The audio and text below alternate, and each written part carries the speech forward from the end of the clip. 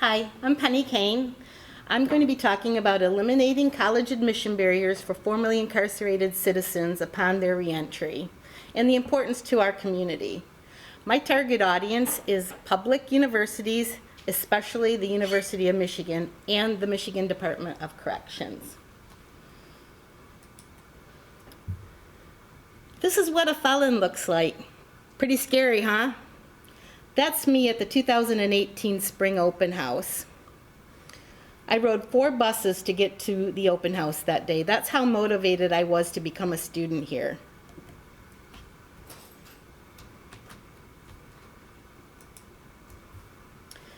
This is the 2020 recidivism rates for a 5-year time frame. You can see that the nationwide average is 77%. That same year in Michigan, it was 28%. That's an all-time low for Michigan. That statistic's not surprising to me because in 2016, 18 Michigan prisons began the Prison Education Initiative, a program that was a pilot program to begin with that still continues today. You can see the difference how an education affects the recidivism rates. With an associate's degree, 14%, with a bachelor's degree, associates 6%, and 0% with a master's degree. These are women at Women's Huron Valley Correctional Facility's graduation, 3 years after the Pell Grant went into effect. I actually started my college education with most of these women. Most of them graduated with multiple associate's degrees and now have nowhere to go. Most of the 4-year institutions are not accepting them.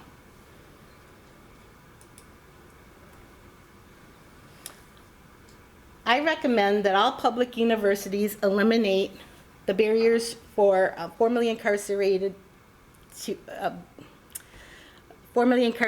before they complete their parole.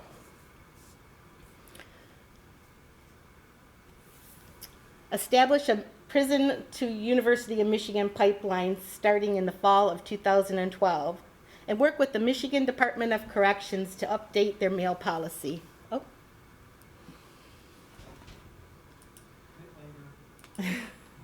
Okay. Most prisoners that are about to return home are not receiving their mail from universities. Supporting reasons why. Other universities are doing it. Eastern Michigan and Wayne State University both have programs. However, they focus on men.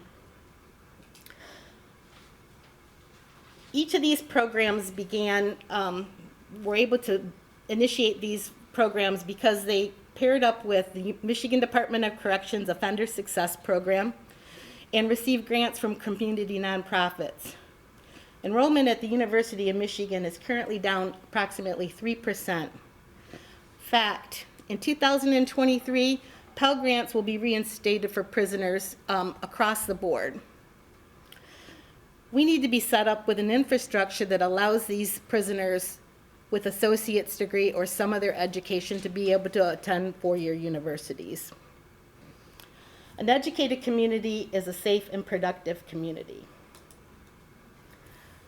I saw this flyer on a wall inside of prison, bulletin board, and as soon as I arrived home, I contacted the SOAR office, and 4 months later, I was a student at the University of Michigan. I personally didn't have any problem getting in, but many of my friends are facing struggles. They're not allowed in.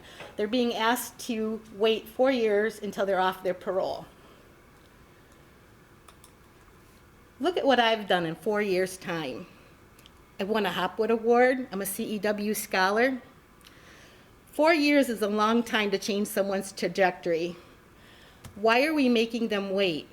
Why not, at the minimum, allow them online classes?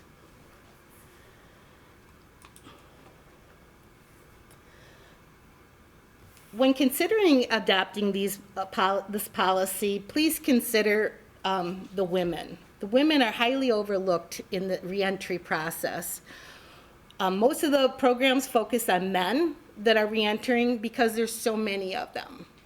What I'm asking you to do is consider the women in this process. Abigail Adams wrote her husband, President John Adams, when he was constructing the Constitution, and she said, please do not forget the women.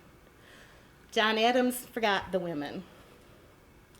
We are the leaders in BEST. We can do this.